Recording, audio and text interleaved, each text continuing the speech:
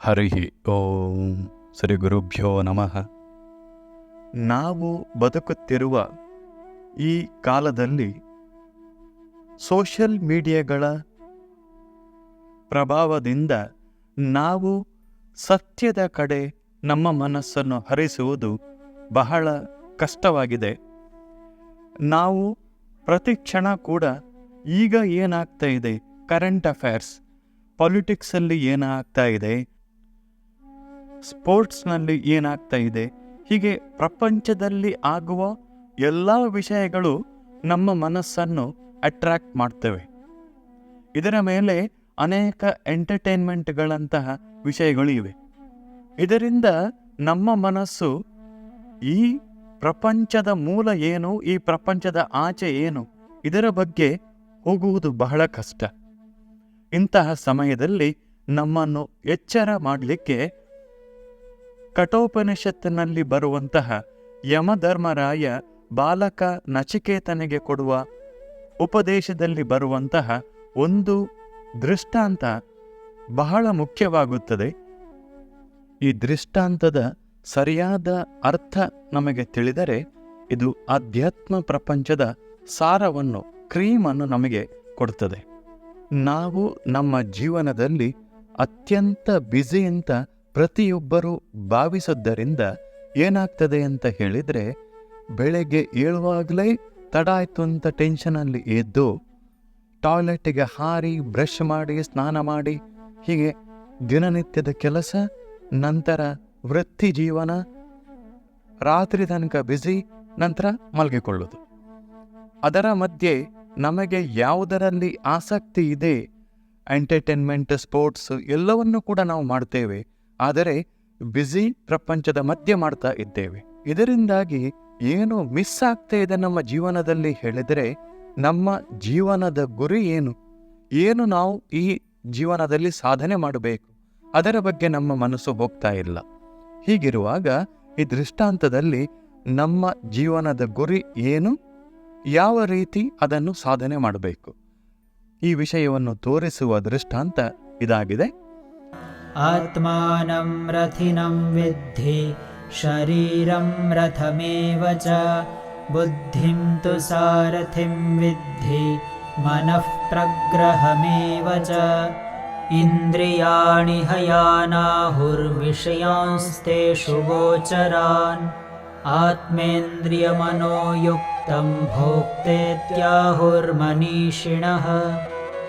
ಈ ದೃಷ್ಟಾಂತದಲ್ಲಿ ನಮ್ಮ ಜೀವನವನ್ನು ರಥದಲ್ಲಿ ಪ್ರಯಾಣ ಮಾಡುವ ಪ್ರಯಾಣಿಕನಿಗೆ ಕಂಪೇರ್ ಮಾಡಿ ನಮಗೆ ಅಧ್ಯಾತ್ಮವನ್ನು ತಿಳಿಸಿದ್ದಾರೆ. ಇಂದಿನ ಕಾಲದಲ್ಲಿ ಜನರು ಒಂದು ಕಡೆಯಿಂದ ಇನ್ನೊಂದು ಕಡೆಗೆ ಪ್ರಯಾಣ ಮಾಡಲು ಕುದುರೆ ಕಟ್ಟಿದ ರಥವನ್ನು ಉಪಯೋಗ ಮಾಡ್ತಾ ಇದ್ದರು. ಆ ಪ್ರಯಾಣಕ್ಕೆ ಬೇಕಾಗುವುದು ರಥದಲ್ಲಿ ಕೂತಂತಹ ಪ್ರಯಾಣಿಕ, ರಥವನ್ನು ಚಲಾಯಿಸುವ ಸಾರಥಿ, ರಥವನ್ನು ಎಳಲಿಕ್ಕೆ ಕುದುರೆಗಳು, ಆ ಕುದುರೆಗಳನ್ನು ನಿಯಂತ್ರಣ ಮಾಡಲಿಕ್ಕೆ ಕಡಿವಾಣ, ಹಾಗೂ ರಥ ಮುಂದೆ ಹೋಗಲಿಕ್ಕೆ ಬೇಕಾದಂತಹ ದಾರಿ, ಹಾಗೂ ಕುದುರೆಗಳಿಗೆ, ಪ್ರಯಾಣಿಕನಿಗೆ ಬೇಕಾದಂತಹ ಆಹಾರ ಪದಾರ್ಥಗಳು. ನಮ್ಮ ಬದುಕಿನಲ್ಲಿ ರಥ ಅಂತ ಹೇಳಿದರೆ ನಾವು ಅಂದರೆ ನಮ್ಮ ಆತ್ಮ, ಜೀವ ಪ್ರಯಾಣ ಮಾಡುವ ರಥ. ಇದೇ ಜೀವ ಪ್ರಯಾಣ ಮಾಡುವ ರಥ, ಜೀವದ ರಥ, ಅದೇ ಜೀವನ ರಥ.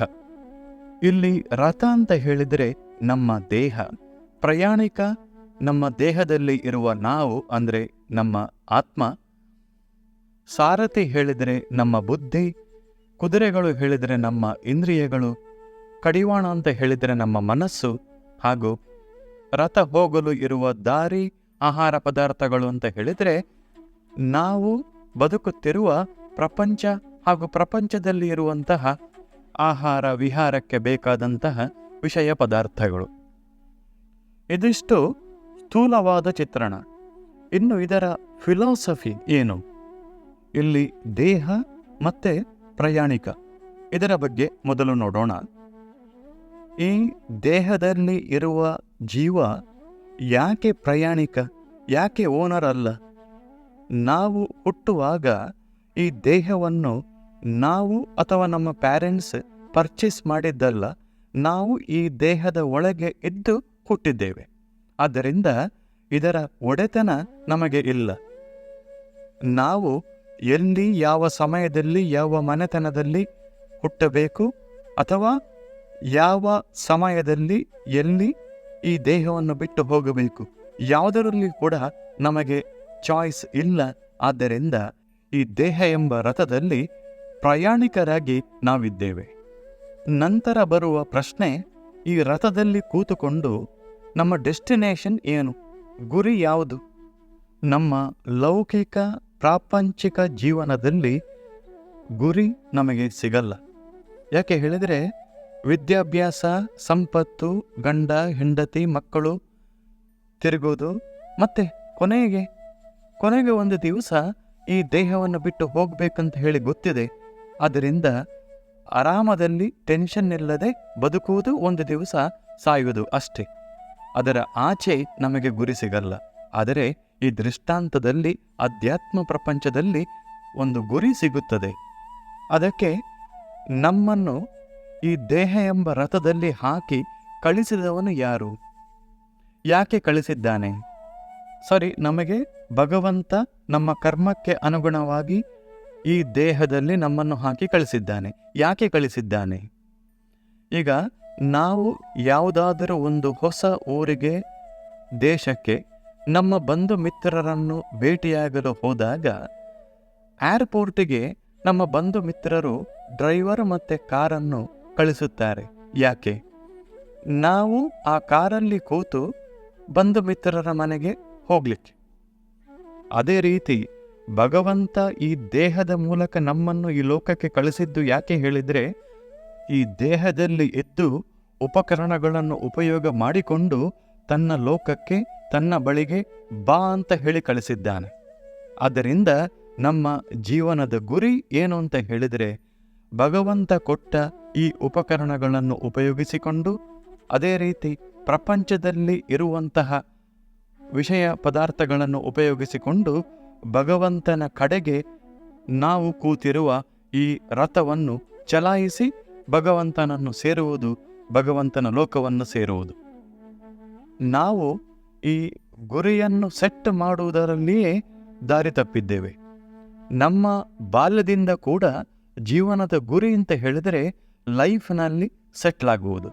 ಅಂದರೆ ಈ ಪ್ರಾಪಂಚಿಕ ವಿಷಯಗಳನ್ನು ಹೊಂದಿ ಬೇಕಾದಷ್ಟು ಸಂಪತ್ತು ಗಳಿಸಿ, ಗಂಡ ಹೆಂಡತಿ ಮಕ್ಕಳು ಸಂಪತ್ತು ಇದರ ಜೊತೆಗೆ ಆರಾಮವಾಗಿ ಬದುಕಬೇಕು. ಇದು ನಮ್ಮ ಜೀವನದ ಗುರಿ. ಆದ್ದರಿಂದ ಈ ಉಪಕರಣಗಳನ್ನು ನಾನು ನನ್ನದು ಅಂತ ಹೇಳಿ ಭಾವಿಸುವುದರಿಂದ ನಮಗೆ ದುಃಖಗಳು ಬರ್ತದೆ, ಸಮಸ್ಯೆಗಳು ಬರ್ತದೆ. ಸರಿ, ನಮ್ಮ ಡೆಸ್ಟಿನೇಷನ್ ಗೊತ್ತಾದ ಬಳಿಕ ನಾವು ನಮ್ಮ ಸಾರಥಿಯಾದ ಬುದ್ಧಿಗೆ ನಮ್ಮ ಡೆಸ್ಟಿನೇಷನನ್ನು ಹೇಳ್ತೇವೆ. ಈಗ ಸಾರಥಿಗೆ ಆ ಡೆಸ್ಟಿನೇಷನಿಗೆ ಹೋಗುವ ರೂಟ್ ಮ್ಯಾಪ್, ದಾರಿ ಗೊತ್ತಿರಬೇಕು. ಈಗ ನಾವು ಡ್ರೈವ್ ಮಾಡುವಾಗ ಏನು ಮಾಡ್ತೇವೆ? ದಾರಿ ಗೊತ್ತಿಲ್ಲ ಅಂತಿದ್ರೆ ಗೂಗಲ್ ಮ್ಯಾಪ್ ಉಪಯೋಗ ಮಾಡ್ತೇವೆ. ಅದರಲ್ಲಿ ಏನಾದರೂ ಕನ್ಫ್ಯೂಷನ್ ಇದ್ದರೆ ದಾರಿಯಲ್ಲಿ ಸಿಕ್ಕಿದವರ ಹತ್ರ ಕೇಳಿಕೊಂಡು ಹೋಗ್ತೇವೆ.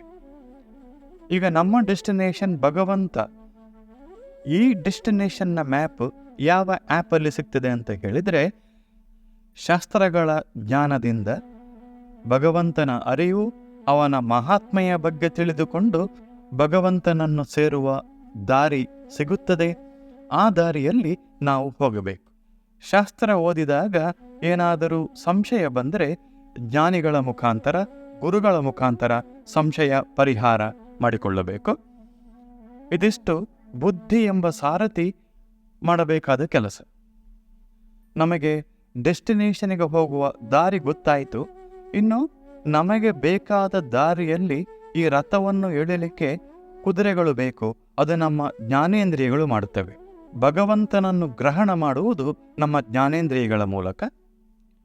ಕುದುರೆಗಳನ್ನು ಅವುಗಳಷ್ಟಕ್ಕೆ ಬಿಟ್ಟು ಬಿಟ್ಟರೆ ಒಂದೊಂದು ಕುದುರೆ ಅದಕ್ಕೆ ಬೇಕಾದ ಹಾಗೆ ಹೋಗ್ತದೆ. ಸಾರಥಿಗೆ, ಪ್ರಯಾಣಿಕನಿಗೆ ಬೇಕಾದ ಹಾಗೆ ಹೋಗಲ್ಲ. ಅದೇ ರೀತಿ ನಮ್ಮ ಜ್ಞಾನೇಂದ್ರಿಯಗಳನ್ನು ಬಿಟ್ಟು ಬಿಟ್ಟರೆ ಒಂದೊಂದು ಜ್ಞಾನೇಂದ್ರಿಯ ತನಗೆ ಬೇಕಾದ ಹಾಗೆ ವರ್ತನೆ ಮಾಡುತ್ತದೆ.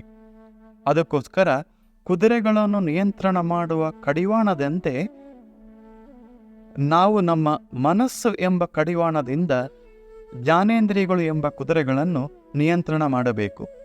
ಈ ಮನಸ್ಸಿನ ನಿಯಂತ್ರಣದಿಂದ ಇಂದ್ರಿಯಗಳು ಸಾರಥಿಗೆ ಬೇಕಾದ ಡೈರೆಕ್ಷನ್ನಲ್ಲಿ ನಮ್ಮ ರಥವನ್ನು ಕರೆದುಕೊಂಡು ಹೋಗುತ್ತದೆ. ದಾರಿಯಲ್ಲಿ ರಥ ಹೋಗ್ತಾ ಇರುವಾಗ ಕುದುರೆಗಳಿಗೆ, ಪ್ರಯಾಣಿಕನಿಗೆ ಆಹಾರ ವಿಹಾರ ಬೇಕಾಗ್ತದೆ. ಆ ದಾರಿಯಲ್ಲಿ ಇರುವ ಮೇವು ಪದಾರ್ಥಗಳು ಅಂತ ಹೇಳಿದರೆ ನಮ್ಮ ಸುತ್ತಮುತ್ತಲು ಇರುವ ಪ್ರಪಂಚದಲ್ಲಿ ಇರುವಂತಹ ನೀರು, ಆಹಾರದ ವ್ಯವಸ್ಥೆ, ಬೆಳಕು, ಗಾಳಿ ಇದೆಲ್ಲವೂ ಕೂಡ ಇವೆ. ಇದನ್ನು ಉಪಯೋಗ ಮಾಡಿಕೊಂಡು ನಮಗೆ ಬೇಕಾದ ದಾರಿಯಲ್ಲಿ ಹೋಗಬೇಕು. ಇವಿಷ್ಟು ಜೀವನ ರಥದ ಚಿತ್ರಣ.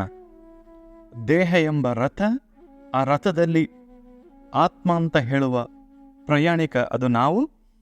ನಮ್ಮ ಡೆಸ್ಟಿನೇಷನ್ ಈ ದೇಹವನ್ನು ಕಳಿಸಿದಂತಹ ಭಗವಂತನ ಲೋಕ. ನಮ್ಮ ರಥವನ್ನು ಚಲಾಯಿಸಲಿಕ್ಕೆ ಸಾರಥಿ ಬುದ್ಧಿ.